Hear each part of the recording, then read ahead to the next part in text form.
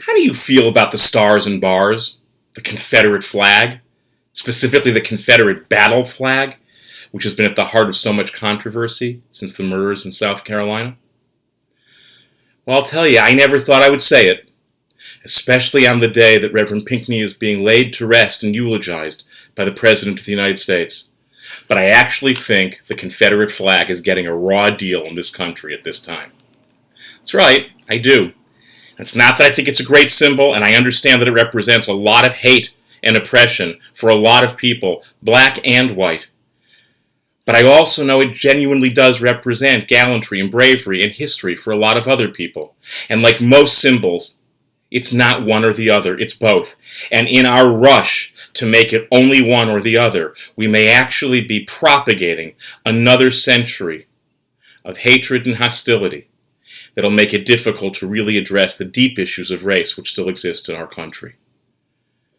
It seems to me that we're going to have to do is own that symbols can be both and not scapegoat the flag. When I make scapegoating, like the ancient biblical ritual, that goat got sent off the cliff, and it needed to in order to get things right for the community. That's how sin is expiated. In many ways today, as much as then, only now we use flags or other things as opposed to goats. But part of that ritual also demanded confession on the part of the leadership, an honest assessment of what was going on in the community before the flag, the goat, got sent over the cliff.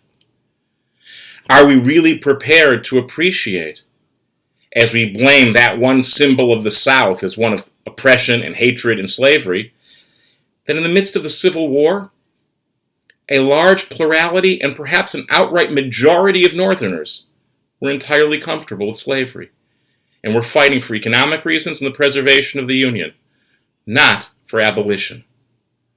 President Lincoln himself, the great hero of the Emancipation Proclamation, was ambivalent about slavery and was absolutely clear that that was not the issue over which he went to war. Are we prepared to banish all flags of all countries that have ever practiced slavery? See, I think what we're looking for here is an easy answer on something that is far more complicated.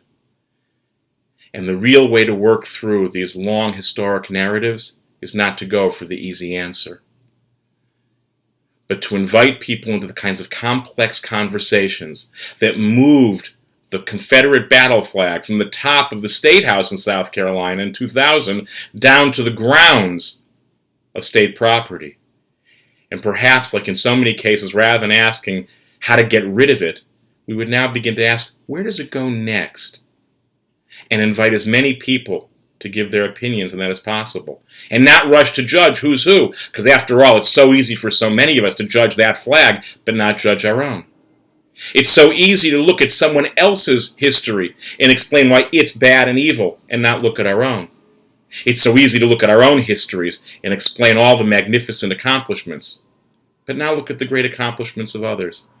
Now, this baby out with the bathwater approach never works in culture, and it won't work here. After all, what's next? Should we get rid of currency that features Washington and Jefferson? Because after all, they were slave owners?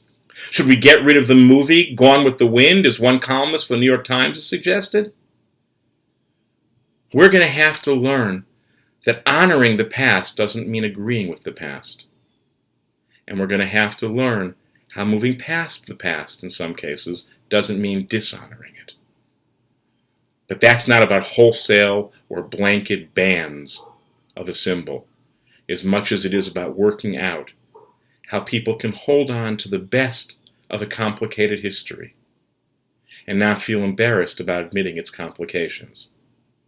How people can admit that we need to do better on a whole variety of issues in this country, race included among them, but do so in a way that doesn't strip sacred parts of other people's stories out, even as it demands that they honor a full story which may have pieces they've spent a long time ignoring.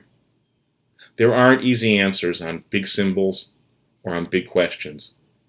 I hope we can remember that, and maybe in that way contribute to honoring the memory of Reverend Pinckney and the other 8 murdered in Charleston, and build toward a society in which such a thing not only would never happen again, but would be truly unthinkable.